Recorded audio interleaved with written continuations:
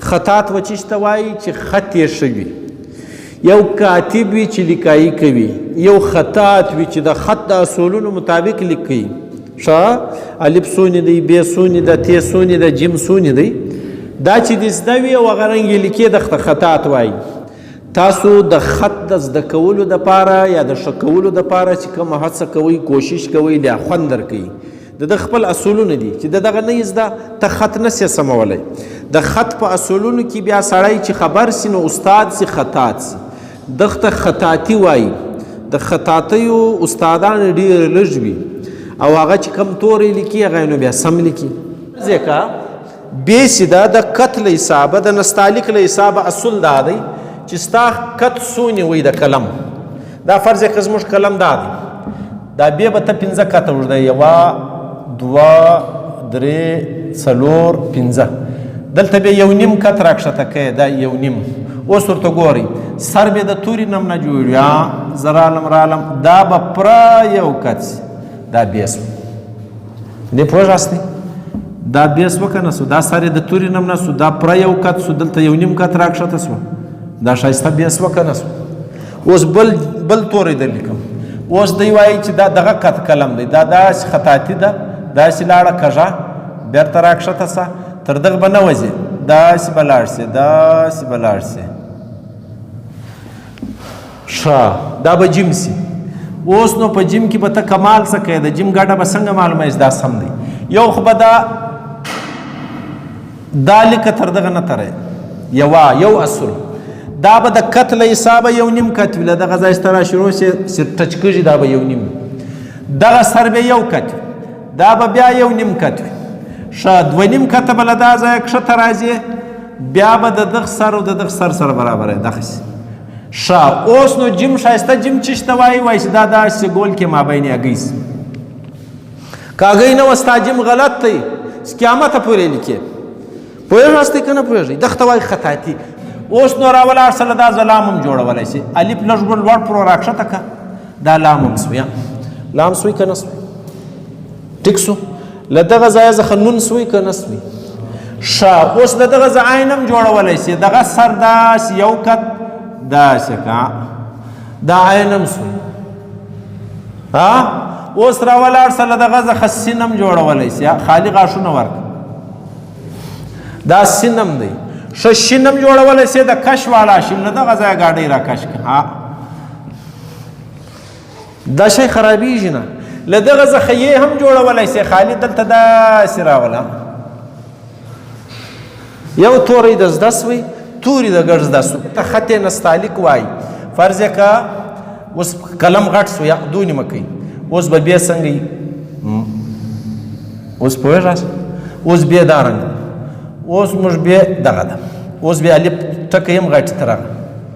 ښه وایي لږ اوږده بیا یې وکاږه، هغه 11 کته راځي.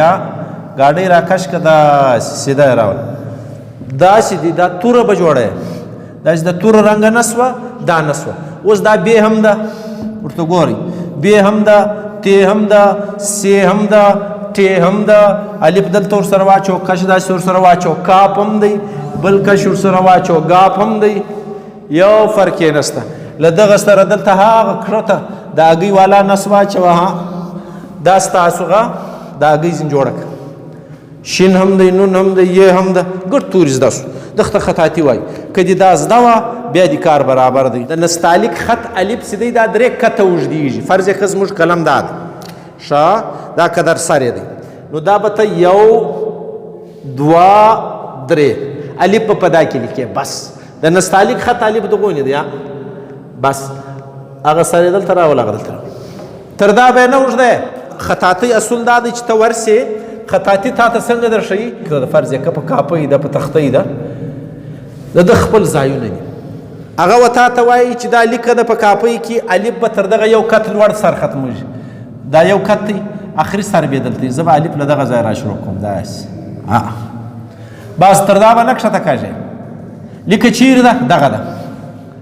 د ب اخري ګډه چې ده، د پای والا، دا به وایي له لیک سره ټچ کوې. تر دغه به نه ځي، دا په خپله سمېږي، دا هېڅ هم نه پکېږي. دا دې که نه دي؟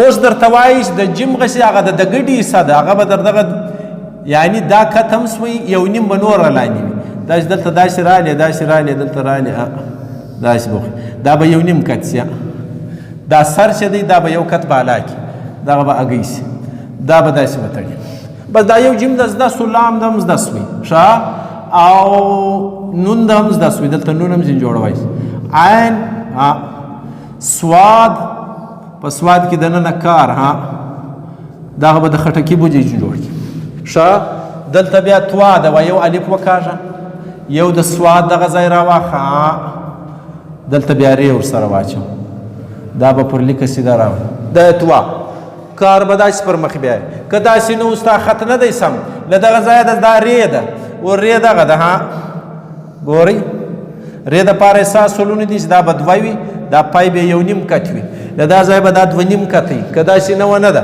بیا چې څونې ستا قلم دی د هغه سر بیا پای د دغه دا دال دی ظالم دغه رنګ دی ښه اړې او زې او ژې دا ګډ پرسو سین او شین دغه دی فرض یې که ته سین ته غاښونه ورکوې نو دا به یو نیم کت وي ستا دا چې اوس ته څونې راکښته کړې هغه قدر به دا خیزه بس هغه داسې نه کېږي وایي داسې راکش کړه الو یې اوږده بیا ورسره توره ځینې جوړه کړه پر سر یې ووت ښه داسې کړه ښه میم ځینې جوړه دلته خالي د میم سر واچو علي په خپله پکښې ده په الف باندې میم هم ګډولی شي خالي داسې بوځه دا یې میم دغه ته وایي خطاطي که دې داسې زده و نو خطاطي